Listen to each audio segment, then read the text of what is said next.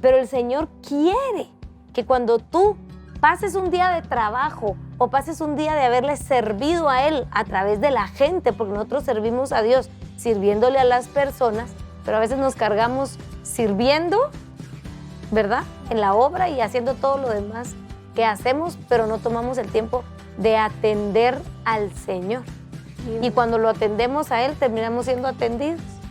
Yo creo que Dios nos está hablando algo muy fuerte hoy y es a sentarnos a escuchar.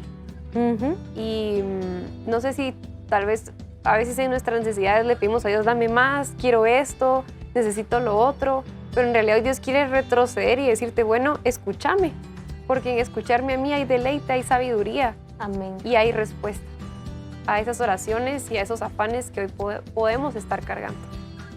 Tenemos la oportunidad valiosísima de poder sentarnos a atender a nuestro Dios, a nuestro Señor, a nuestro Padre, a escucharlo. Pero ¿qué tal si hoy llegas ofreciendo lo mejor que tienes, tu adoración, tus palabras, tu entrega, y le dices, Señor, no importa lo que haya pasado, si estoy cansado, si estoy afanado, aquí estoy hoy, Señor, para poder atenderte y darte lo mejor de mí?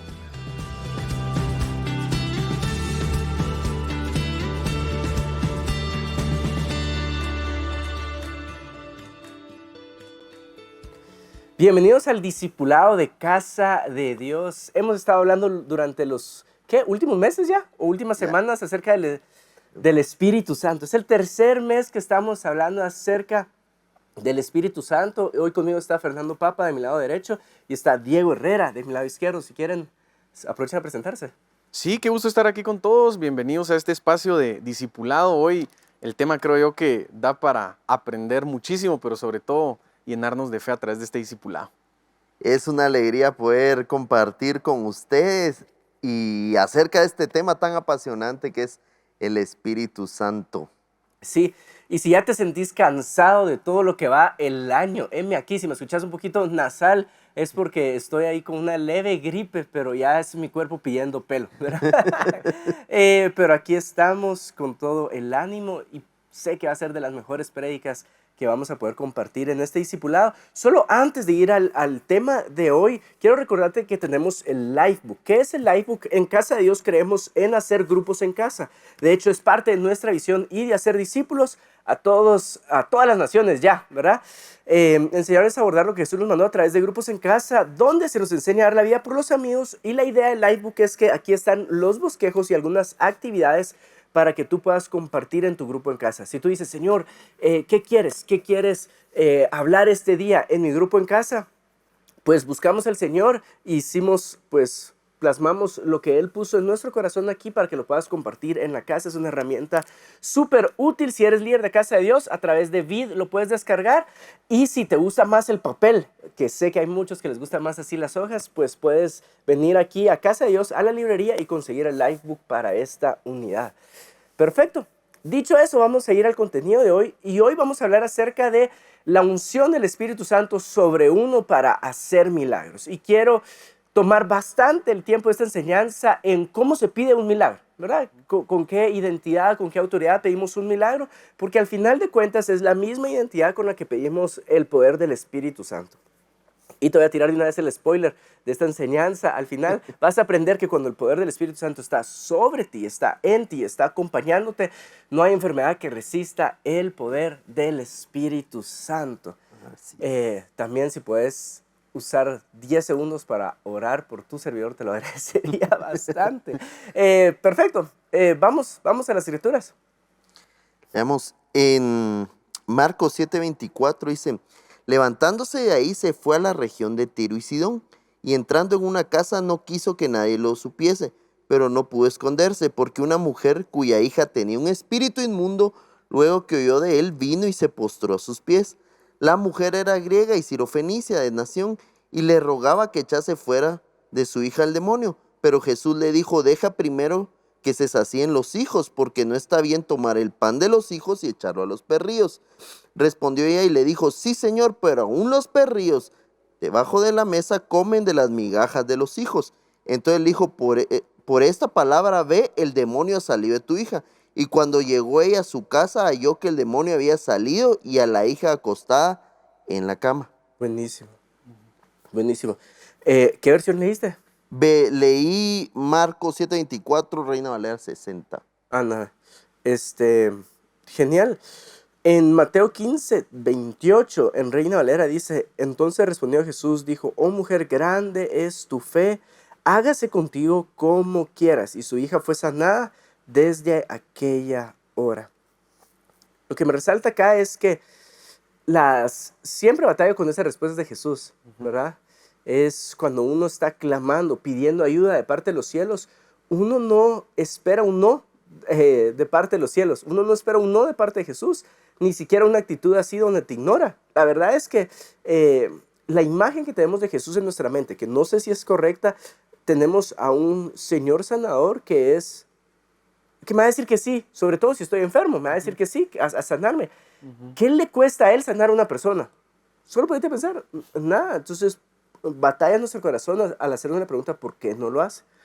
Pero entre las respuestas, no sé qué va a significar para ustedes, tal vez pueden aportar en eso, pero entre las respuestas dice, no soy enviado, sino a las ovejas perdidas de la casa de Israel. Sí, creo que cuando nosotros leemos eso, obviamente eso choca un poquito con el concepto moderno de Dios, en el que es un Dios complaciente, o por lo menos así es como nosotros quisiéramos, un Dios que nos lo da todo y que de alguna manera nunca va a tener una negativa. Pero yo creo que lo que estamos viendo aquí es que de alguna manera la fe de la mujer sirofenicia no se apagó al escuchar eso, sino lo importante del texto es que en ese momento la fe de ella crece para seguir creyendo y para seguir perseverando con lo que ella literalmente le está creyendo a Dios. Entonces, al ver el resultado de lo que pasó en ella, podríamos regresar a lo que dijo Jesús en ese momento y decir, le ayudó. Sí, o sea, es decir, ese obstáculo que él le puso, lejos de alejarla, hizo que su fe aumentara y eventualmente, pues el milagro fue concedido. Y con razón después, si no estoy mal, solo a la mujer sirofenicia y al centurión romano, Jesús le reconoce su fe. Hace una aclaración como la que vemos aquí, grande es tu fe, al centurión le dijo otra cosa, pero al final, si quizás nos choca ese versículo cuando lo leemos y decimos, qué raro que Jesús haya dado esa negativa, al ver el resultado, podríamos juzgar de mejor forma lo que Jesús le dijo, como un obstáculo para que la fe de ella creciera. Y es bien interesante este versículo y la verdad es que, así como decías, pastor, o sea, choca conmigo porque es como, Dios te está presentando una necesidad, o sea, está endemoniada la hija. Y me llama la atención cómo va el proceso de esta mujer, porque le presenta primero la necesidad, mi hija está endemoniada y no pasa nada. Luego viene y clama por misericordia y no pasa nada y sigue insistiendo. Y en esa insistencia, como decía Nando, muestra la fe que tenía, porque se estaba topando con circunstancias muy negativas.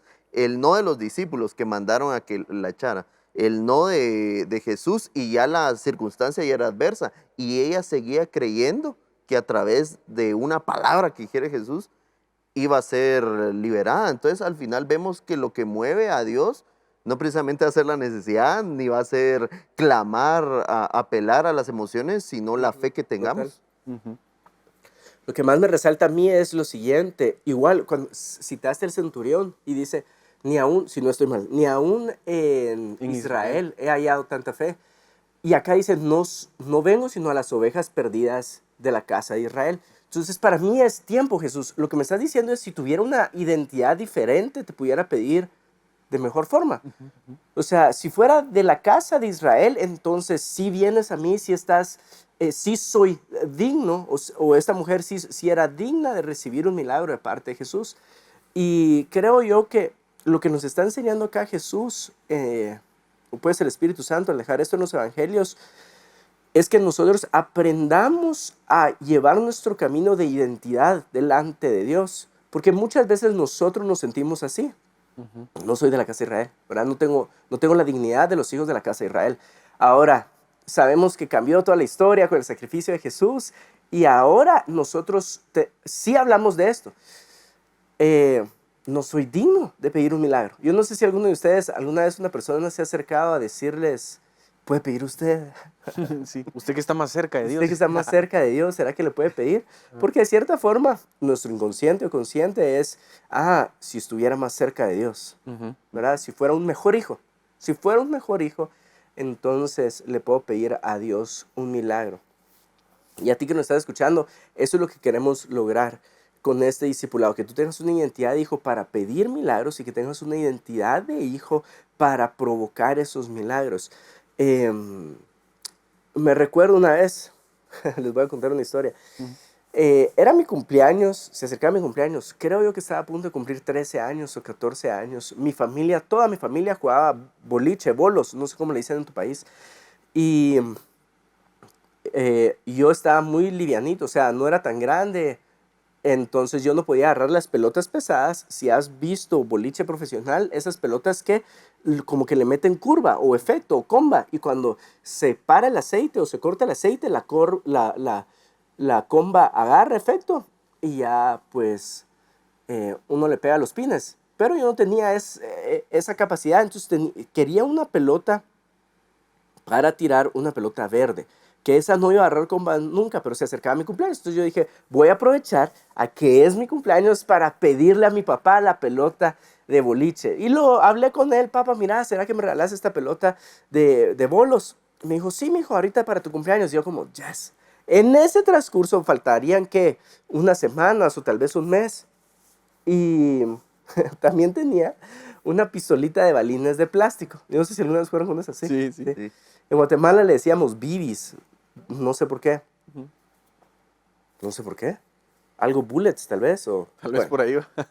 Y entonces, perdón si le estoy dando ideas a tu hijo en este momento, pero esa pistolita uno la cargaba el balincito de plástico y podía disparar. La verdad es que, al menos que le dispararan muy de cerca al ojo de alguien, era peligroso. Creo que ya ni deberían de estar. Creo que ya no está. Tal vez ya ni son legales. Ya no son legales porque hasta los niños se pueden tragar esos balincitos. Pero en el tiempo que eran legales, los canchinflines y los huevitos sorpresa en Estados Unidos y los canchinflines en Guatemala, eso era legal. Entonces yo me llevé la pistolita para jugar al colegio y me gustaba disparar, pero también me gustaba asustar a las personas. Es decir, cargar la pistola sin ningún balincito porque el sonido asustaba a las personas. Me la llevé al colegio. Y estaba asustando a la gente. Entonces cargué la pistolita y detrás de mí se sentaba Eli. Todavía me recuerdo. ¿Vos te acuerdas de Eli, no? Sí, me recuerdo. Sí. Eli. Saludos, si algún día ve el Si discipulado. algún día miras esto, perdón, Eli. Y entonces estaba así, voy a asustar a Eli. Cargué la pistola, me volteé y le disparé, ¡pa! Para asustarla. Cuando le quito la pistola en la nariz, tenía los ojos llenos de esas lágrimas que son de puro dolor. No hay llanto, solo hay lágrimas de dolor. Y estaba así, y yo, no hombre, Eli, no había nada. Cuando escucho rebotar el balincito en el piso, tin, tin, tin, tin, y se le inflama la nariz y le sale un puntito de sangre en la nariz. Y yo, no, Eli, por favor, no diga nada. Por favor, diga que se cayó en las gradas, que fue un accidente, que se raspó con algo, que se topó con algo. Y ella me había dicho que sí, la sinvergüenza me había dicho que sí. A las horas me llaman a dirección, me dice, usted está trayendo una pistolita, no es permitido, se lo vamos a informar a sus papás, llevaron un reporte a la casa que había que regresar firmado. Bueno, mi papá esa noche llegó tarde, entonces yo me dormí antes que se durmiera mi papá, pero para disculparme con mi papá le escribí una carta. Y le escribí, padre, he pecado contra el cielo y contra ti. Ya no soy digno de ser llamado tu hijo. No dije eso, pero sí me eché así una melancólica, así de, perdón, papá, soy lo peor que has engendrado. Así, y sí, estaba así bien melancólica esa carta. Y al final le pongo, entiendo muy bien si ya no me querés dar la pelota verde de boliche. No me la merezco. Y así terminé la carta, no me la merezco. Así con un postdata, ¿verdad? Así que todavía se viera más, así de que se me olvidó, o sea, más melancólico. Al día siguiente me levanta mi papá, según yo me había levantado de buenas, y que sí estaba de buenas, solo me dijo, mira, hijo, antes de irte al colegio te tengo que corregir. Y me corrigió. Con la pistola. Con la pistola. Y así de lado, ni siquiera de frente. Y me fui corregido al colegio y llegó el cumpleaños y yo sabía, o yo tenía la certeza que no me iban a dar. eso es lo que esperaba. Mi esperanza era que no me la iban a dar. Y cuando de sorpresa, ahí está la pelota de boliche. Y cuando mi papá me la da en las manos, me dice, Juan Diego, quiero que sepas algo. A pesar que hayas cometido ese error, seguís siendo mi hijo. Y solo ponete a meditar en esa frase un ratito y cómo nos da destellos de cómo funciona el reino de Dios. A pesar de que te hayas portado mal, seguís siendo mi hijo. ¿Cuál fue la lucha de la mujer sirofenicia o del centurión romano? Sigo siendo, o sea, aún de las migajas. Y ella se dio cuenta que su identidad estaba más sólida que todos o que muchos de la casa de Israel, igual la identidad del centurión romano. A lo que voy es, quiero que tengas esa identidad, no la identidad de qué tan bien o mal portado sos. Y aunque yo sé que hay muchos sistemas de recompensas que te dicen que tu recompensa va a venir por el comportamiento, entiendo eso, pero eso no es mayor que la paternidad de tu Padre que está en los cielos, que te ama, que desea bendecirte, que te desea dar todas las cosas buenas. Y eso me lleva a un versículo que está en Mateo 7. Mateo 7. Sí, O Juan 14. no, pero si quieres vámonos a Juan. Ok. Y así cerramos con Mateo 7, que es un buen cierre. Ok, Juan 14, del 8 al 14 dice, Felipe le dijo, Señor, muéstranos al Padre y nos basta. Jesús le dijo, ¿tanto tiempo hace que estoy con vosotros y no me has conocido, Felipe? El que me ha visto a mí, ha visto al Padre. ¿Cómo pues dices tú, muéstranos al Padre? ¿No crees que yo soy en el Padre y el Padre en mí? Las palabras que yo os hablo, no las hablo por mi propia cuenta, sino que el Padre que mora en mí, Él hace las obras. Creedme que yo soy en el Padre y el Padre en mí. De otra manera, creedme por las mismas obras. De cierto os digo, el que en mí cree, las obras que yo hago, Él las hará también. Y aún mayores hará, porque yo voy al Padre. Y todo lo que pidiereis al Padre en mi nombre, lo haré, para que el Padre sea glorificado en el Hijo. Si algo pidiereis en mi nombre, yo lo haré. Y es interesante cuando vemos esto porque podríamos, o sea, el otro día me puse a contar la cantidad de veces que dice Padre aquí, y lo hice más de 10 veces. Y cuando yo veo que en ese pasaje se repite tanto una palabra, obviamente es porque es importante, pero hablando acerca de identidad y lo importante que, o sea, la importancia que tiene el padre en la identidad de un hijo es incluso mayor que la que tiene la madre. ¿Por qué razón? Porque biológicamente y por la forma en la que nosotros nos diseñó Dios, esa palabra de afirmación que viene del padre es tan importante que hace muchos años atrás hicieron una encuesta de todos los presos que están en las cárceles de los Estados Unidos y resulta que el 80% no tenían un padre. Y eso es solamente una cifra en donde entendemos lo importante que es la paternidad y Dios lo recuerda. Esos gringos. Así va, justamente sí, todo lo tienen medido, por eso tenemos la estadística, pero aquí seguramente sería igual. Y cuando yo veo esto entiendo que Jesús tenía su identidad en Él y por esa razón nos deja la enseñanza de todo lo que ustedes le pidan al Padre en mi nombre, Él lo va a conceder. Sí, creo yo que nos hace falta pedir de esa forma, ¿verdad? Acá lo que está diciendo es, ustedes están viendo el Padre en mí, ¿verdad? Ustedes están viendo el Padre en mí. Pidan en mi nombre al Padre. Entonces me lleva a hacerme la pregunta, ¿qué le negaría el Padre a Jesús? Si viene Jesús y se acerca a Dios y le dice, te pido el poder del Espíritu Santo sobre mi vida, ¿Dios se lo negaría a Jesús? No. Por supuesto que no, o sea, no le diría, híjoles. Ahí te recuerdas que perdiste a Judas, entonces, Casi a Pedro. ajá, entonces tal vez no te lo voy a dar, no. Y así también lo podemos ir con todas las cosas, no solo el poder del Espíritu Santo. ¿Te imaginarías qué le negaría a Jesús cuando se trata de hacer un milagro? Señor, yo te pido que sanes a esta persona. ¿Se lo negaría a Jesús? Dios a Jesús, por supuesto que no. El problema es que nosotros no vamos con esta identidad que Cristo Jesús nos dio, esta identidad de coherederos con Cristo. Entonces yo voy a pedir con la, y espero que entendas mi corazón, con la identidad de quién soy en Cristo Jesús. Con esa identidad voy a pedir, Señor, yo sé que soy justificado, yo soy amado, fue demostrado en la cruz, y bajo esa identidad te vengo a pedir que hagas esto. Y entonces empezás a ver muchos milagros en tu vida. ¿Qué fue lo que cambió para ver esos milagros? La identidad con la que lo estás pidiendo. Sí, a veces nosotros queremos cambiar la forma en que oramos o pedimos, pero para que esta cambie, lo primero que debemos hacer es ver cómo está nuestra identidad, esa confianza, esa seguridad que tenemos. Y hay un versículo hermoso que quiero compartir en Mateo 7:7. que habla acerca también de esto, esa identidad de hijos, de cómo debemos pedir. Dice, pedid y se os dará, buscad y hallaréis, y amad y se os abrirá, porque todo aquel que pide recibe, y el que busca halla, y el que llama se le abrirá. ¿Qué hombre hay de vosotros que su hijo le pide pan, le dará una piedra?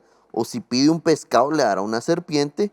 Pues si vosotros, siendo malos, sabéis dar buenas dádivas a vuestros hijos, cuánto más vuestro Padre que está en los cielos dará buenas cosas a los que le pidan. O sea, y aquí hace la comparativa, cabal, que estabas haciendo. O sea, ¿qué no haría un padre por su hijo? Humanamente hablando, ¿verdad? No precisamente hablando de Dios como Padre Celestial, sino un padre aquí en la tierra, ¿qué no haría? Y un ejemplo que da bastante tu papá, el pastor, que cuando alguien está preso, sus papás siguen yéndolo a ver muchas veces. Su mamá sigue llevándole comida. O sea, independientemente de la conducta que haya tenido, la identidad no cambia. O sea, siguen siendo hijos de... Si uno de ser humano que a veces tiene en el corazón muchas cosas malas, sabe hacer y dar cosas buenas, ¿cuánto más Dios, que Él es bueno por naturaleza? Entonces, en esa verdad es donde nos tenemos que cimentar, en que Él es un buen padre y nosotros somos sus hijos. Por cuanto somos sus hijos, podemos pedirle como le pedía Jesús. Sí. Y hay algo que yo quería compartirles, lo leí hace algunas semanas atrás, y era esta persona como experto en el comportamiento humano, y él decía, muchas veces las personas quieren dejar de hacer algo o comenzar a hacer algo solamente enfocándose en las acciones. Mientras que si uno verdaderamente quiere crear buenos hábitos y dejar malos hábitos, lo primero que tiene que hacer es abrazar la identidad de alguien que tiene esos buenos hábitos. De tal manera que si quiero hacer ejercicio todos los días, lo que yo debería de hacer es creerme que soy un atleta. Y eso tal vez les va a sonar como algo cursi, pero es literalmente así. Y si no estoy mal, lo he escuchado de tu papá también y del pastor Otoniel Font, que ellos dicen, mire, si usted de veras quiere creer que es una persona a la que Dios va a bendecir y que va a salir adelante en la vida, agarre un cartapacio y camine con un saco y traje creyéndose el hombre de negocios que usted es. Y es algo tan cierto, porque si primero nosotros no abrazamos la identidad de algo, es como que si nuestro subconsciente no se la cree. Y dice, nah, estás haciendo ejercicio, pero eso lo vas a dejar porque vos no sos atleta. Porque las acciones y el pasado que hemos tenido respaldan esa mala identidad. Mientras que si nosotros abrazamos que somos hijos y que lo creemos primero, lo abrazamos en nuestro corazón, hemos sido renovados, entonces eso se va a ver reflejado en nuestras acciones. Sí, buenísimo. Creo que es fundamental la identidad y quiero dar 3 ejemplos para ir terminando. El primero es cómo resuena lo que acabas de decir en mi vida. Sí, un atleta bien famoso en CrossFit, se llama Rich Froning, y él hace un tiempo siempre ha sacado como frases que te ayudan a entender la mentalidad que tienen.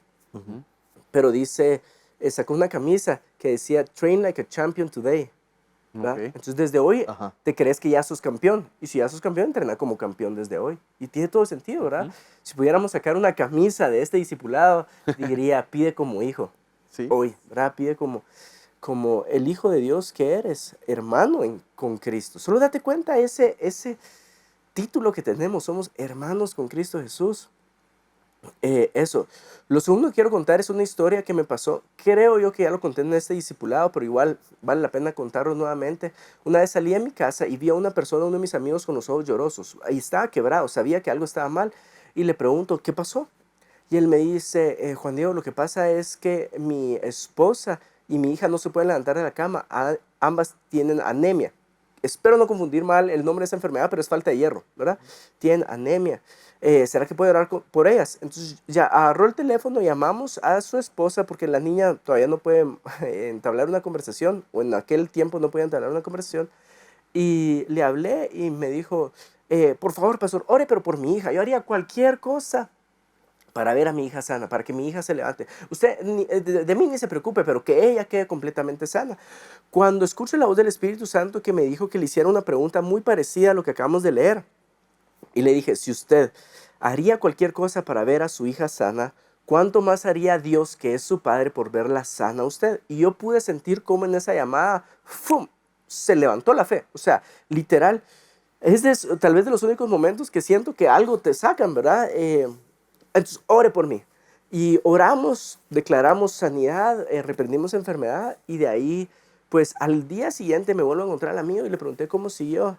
Y me dijo, pues ya está completamente sana. De una noche a la mañana siguiente, ya está completamente sana, tiene el ánimo hasta arriba, ya se está levantando a hacerle comida a mi hija. Gracias con Dios por haber orado por ellos. Pero ¿qué fue lo que cambió? Nuevamente, identidad de hijos. Ahora, con esto quiero terminar. Tenés que comprender, y creo yo que ya lo han dicho en discipulados pasados, tenés que comprender lo siguiente, y es cuando el Espíritu Santo, ¿cómo te acompaña? O cómo está en tu vida. El Espíritu Santo puede estar sobre ti, ¿verdad? Está encima de tu cuerpo. Eso le llamamos la unción, el aceite que se derrama encima de tu cuerpo. Eso es lo que, sí, el poder que está sobre uno, ¿verdad? Tenemos que entender que el Espíritu Santo está dentro de nosotros. Somos templo del Espíritu Santo y por eso Él habita dentro de nosotros. Y la tercera es que Jesús dijo, yo les enviaré otro consolador, otra versión dice, y les enviaré un abogado defensor que vaya con ustedes todos los días para que vayan y echen fuera demonios, sean enfermos. Entonces el Espíritu Santo, quiero que te lo imagines así en tu vida, está sobre ti, está dentro de ti y es como un compañero. ¿Compañero de qué? Imagínate que es un compañero de trabajo, un compañero de propósito, así digámoslo, un compañero de propósito. Por eso Isaías, me corrijan que ahorita ya mi cerebro estaba, decía, el Espíritu Santo está sobre mí para hacer... Fue Elías. Fue Isaías. Isaías, sí, Isaías. Y fue el mismo que cita a Jesús. Y Él te acompaña. Ahora, imagínate que el Espíritu Santo se pone enfrente de una persona enferma. ¿Quién gana? El Espíritu Santo no puede perder, porque si no estaríamos negando el poder de Dios y no sería todopoderoso. Y si no es todopoderoso, entonces no sería Dios, ¿verdad? O el único Dios. ¿Para qué te digo esto? Para que al salir de este discipulado salgas con la identidad de hijo, para entender qué es lo que sucede a tu alrededor con el poder del Espíritu Santo. Y una de las manifestaciones más claras que vemos en la Biblia es que enfermos van a sanar. Punto y final. Le pasó a Jesús, le pasó a los apóstoles. Eso es lo que va a pasar. El Espíritu Santo te va a acompañar, está sobre ti para que vayas y sanes enfermos. Y de las tres cosas que les quería, o de las tres pequeñas historias que les quería contar para terminar, la tercera es la siguiente. Mi papá en una noche de gloria se para y siente la mano de Dios en la espalda. Y obviamente él puede percibir que está de su lado izquierdo. Y entonces mi papá le pregunta al Señor, Dios, ¿estás a mi siniestra? ¿Sería? Diestra y siniestra. Diestra y siniestra, sí. ¿Estás a mi izquierda? ¿Estás a mi izquierda? Y mira cómo lo hackeó el Señor de regreso. No, hijo, tú estás a mi derecha. Y la siguiente frase que le dice es, ¿qué te parece si nos divertimos echando al diablo de este lugar? ¿Qué te parece si nos divertimos echando la enfermedad de este lugar? Y yo lo tomé como una experiencia propia, ¿verdad? Y ahorita que pudimos tener noches de gloria en varios lugares en el interior de Guatemala, pues pararse ahí enfrente y decir, Padre, tú estás conmigo y divirtámonos echando la enfermedad acá. Y sí he llevado esta identidad a la oración. A mí me gustaría creer que ningún hijo que se acerque enfermo a su padre le va a negar un milagro. Así que yo sé que un día voy a ver un cuarto en donde todos los que lleguen enfermos, el 100% va a quedar sanos, porque esa es la naturaleza de Dios. Eso, no sé si quieren agregar algo más antes de terminar. Antes de despedirnos, invitarlos a que seamos hombres y mujeres de fe, que se vea reflejado en una vez una persona decía, yo puedo ver el tamaño del Dios que tú crees que tenés en la forma en la que pedís o con la fe con la que lo haces. Así que depositemos nuestra fe en lo poderoso que es Dios y no en mi perfección y desempeño como ser humano, porque si no vamos fritos. Es en el poder que Él tiene y lo misericordioso que es. Yo quisiera terminar con esto. Nosotros somos hijos de Dios, no precisamente por la voluntad nuestra, sino por la voluntad de Él. Es firme la voluntad en adoptarnos, en haber pagado el precio. Entonces no importa qué haya pasado en tu vida, tú nunca vas a dejar de ser hijo de Dios porque Él ya lo decidió y nosotros nos alineamos a esa voluntad nada más. Entonces a veces uno podría llegar a pensar, no, es que hoy actué mal, ya no soy hijo. Y entonces como ya no te crees hijo, ya no pedís, sos hijo de Dios hoy, mañana y siempre vas a poder pedir un milagro a tu Padre. Amén, sí lo creo. Dicho eso, me voy a ir con esa identidad a orar y pedirle a Dios que me quite todo malestar que tengo. Gracias por aguantarme a pesar de la congestión. Gracias por este tiempo y este espacio. Los amamos, los bendecimos y espero que te disfrutes la otra semana el siguiente discipulado. Dios te bendiga.